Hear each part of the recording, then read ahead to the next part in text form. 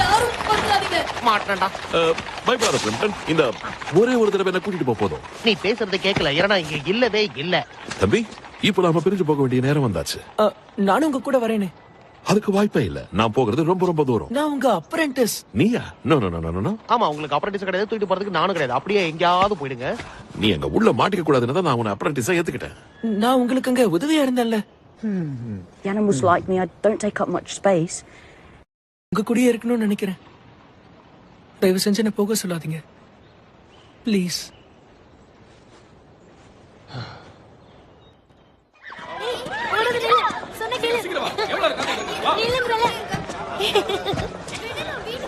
உன் கழுத்தை சுத்தி என்ன போட்டிருக்க? உள்ளவா.